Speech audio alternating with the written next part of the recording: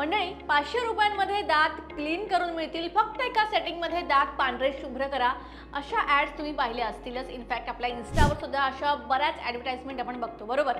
आता हे वाचून आपल्या मनात लगेच विचार येतो की अरे यार, 500 रुपयांमध्ये आपले जे दात आहेत ते एकदम आपण मस्त चमकतील, पांढरे होतील.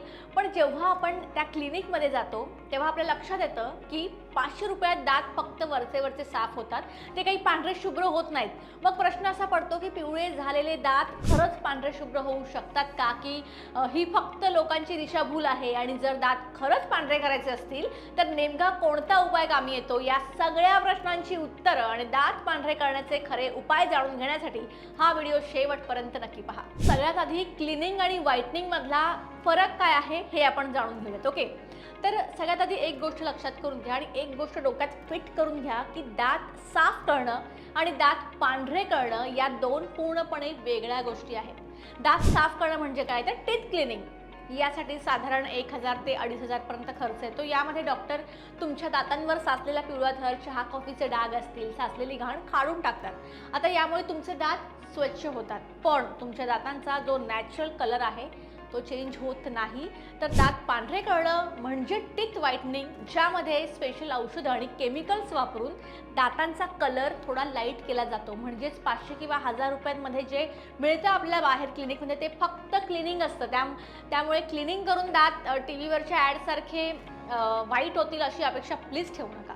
आता सॉल्युशनकडे वळण्याआधी दात पिवळे का होतात हे थोडक्यात समजून घेऊयात. आता तुम्हाला प्रश्न पडत असेल की लहानपणी आपले दात किती पांढरे असतात, मग नंतर नंतर त्याचा कलर का बदलत जातो. तर याचं सगळ्यात पहिलं कारण म्हणजे काय, तर निसर्ग. आपल्या दाताचा सर्वात बाहेरचा थर पांढरा असतो आणि त्याच्या आतला भाग जो असतो तो हलका पिवळा असतो. जसजसं आपलं वय वाढतं किंवा आपण चुकीच्या पद्धतीने ब्रश करतो तसा बाहेरचा थर घासून बारीक होतो आणि आतला पिवळा रंग जो आहे तो ओपन व्हायला स्टार्ट होतो. आणि हे पूर्णपणे एक नॅचरल प्रोसेस आहे. आता दुसरं कारण काय, तर आपल्या सवयी. सतत चहा पिणं असेल, कॉफी असेल, कोल्ड्रिंक्स पिणं असेल, स्मोकिंग, तंबाखू, यामुळे दातांवर पक्के डाग पडतात, ते काही लवकर जात नाही. आता नेक्स्ट, दातांवरच्या काही स्ट्रिप्स पण आल्या आहेत, ज्यामध्ये असा दावा केला जातो की ते तुम्ही वॅक्ससारख्या स्ट्रिप्स असतात त्याच्याने तुमचे दात वाईट होतात. तर हे जे आहे व्हाईटनिंग स्ट्रिप्स लावून त्या ओढायच्या आणि दात पांढरे होतात असे दाव्या करणाऱ्या जाहिराती खूप आपण बघायला मिळतात आपल्याला, आणि त्या 800 ते 3000च्या रेंजमध्ये अवेलेबल आहेत. पण यामध्ये कितपत तथ्य आहे, याच्यामुळे खरंच दात उजळतात का?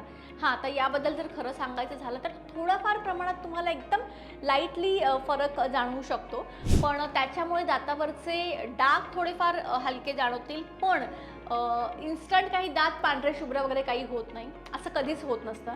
सो या उलट जर त्या पट्ट्या तुम्ही त्या वॅक्सच्या स्ट्रिप्स चुकीच्या पद्धतीने वापरल्या तर ते केमिकल हिरड्यांना लागून हिरड्यांची जळजळ होऊ शकते आणि दात प्रचंड दुखायला लागतात, सेन्सिटिव्ह होतात. त्यामुळे अशा वॅक्सपासून थोडंसं लांब राहा आणि जर वापरणार असाल तर योग्य डॉक्टरांचा सल्ला घेऊनच वापरा.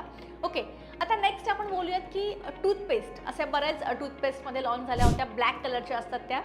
सो 200 ते 600 रुपयांपर्यंत मिळणारी ही ब्लॅक टूथपेस्ट म्हणजेच चारकोल किंवा कोळशाच्या पेस्टचा भलताच ट्रेंड सुरू झाला आहे. आता ॲडव्हर्टाइजमेंटमध्ये दावा केला जातो की ही जी काळी पेस्ट आहे ती दात लगेच इन्स्टंट व्हाईट करते, पूर्ण दाताचे डाग कमी होतात. तर यामागचं काय सत्य आहे, तर ऑफकोर्स ही जी पेस्ट आहे त्यामध्ये थोड्याफार प्रमाणात केमिकल असतात, त्यामुळे थोडाफार जे काही डाग असतात ते वरचे क्लीन होऊ शकतात. पण नक्कीच याच्यामुळे पूर्णपणे दात काही वाईट होऊ शकत नाहीत, हे इम्पॉसिबल आहे.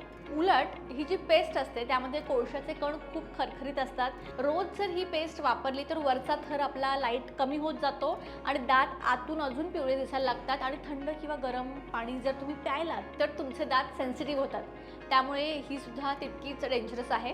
आता तुम्ही म्हणाल की हे सगळं झालं पण सॉल्युशन काय, दात पांढरे कसे करायचे. आता बघा, जर तुम्हाला दात खरंच पांढरे करायचे असतील तर स्वतः प्रयोगाच्या भानगडीत न पडता डेंटिस्टकडे जाऊन ट्रीटमेंट घेणं हाच सर्वात सेफ ऑप्शन आहे. त्यामध्ये इन क्लिनिक टीथ व्हाईटनिंग असेल, त्यामध्ये तुम्ही डेंटिस्टकडे जाऊन केली जाणारी ही एक लेझर ट्रीटमेंट असते. 1 तासात तुमचे दात 2 ते 3 शेड्सनी उजळतात. या ट्रीटमेंटचा खर्च साधारण 8000 ते 15000 पर्यंत असतो. पण लक्षात ठेवा, ही काही कायमस्वरूपी ट्रीटमेंट नाही आहे किंवा कायमस्वरूपी हा उपाय टिकत नाही. 1-2 वर्षापर्यंत टिकू शकतो.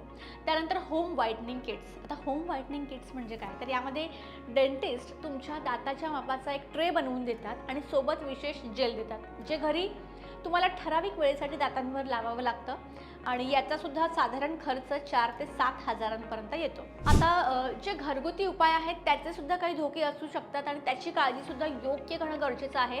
तुम्ही इंटरनेटवर व्हिडिओ बघून बरेच जण बेकिंग सोडा असेल, लिंबू असेल, कोळशाची पावडर दातावर घासतात, पण प्लीज हे प्रयोग घरी अजिबात करू नका. लिंबू आणि बेकिंग सोडामधलं ॲसिड जे असतं ते दातांचा नॅचरल थर कायमचा खराब करतं. त्यापेक्षा रोज दिवसातून 2दा व्यवस्थित ब्रश करा, चहा कॉफी प्यायल्यानंतर लगेच सूळ भरा आणि कोल्ड्रिंक्स किंवा ज्यूस थेट दातांना लावू नका, स्ट्रॉ वापरून प्या. थोडक्यात सांगायचं झालं तर लाईटली पिवळे दात असणं हे नॉर्मल आहे. 500 रुपयांमध्ये किंवा कोणत्याही स्ट्रिपनी किंवा कोणत्याही पेस्टनी हे जे दात आहेत ते काही अचानक पांढरे होणार नाही आहेत. त्यामुळे हे प्रयोग करू नका. चांगला डेंटिस्टचा सल्ला घ्या आणि प्लीज लिंबू, बेकिंग सोडा वगैरे असे काही प्रयोग तुम्ही करू नका. आणि दिवसातून तुम्ही किती वेळा ब्रश करता हे मला कमेंट करून नक्की सांगा. व्हिडिओ आवडला असेल तर लाईक करा, शेअर करा आणि चॅनलला सबस्क्राईब करायला विसरू नका.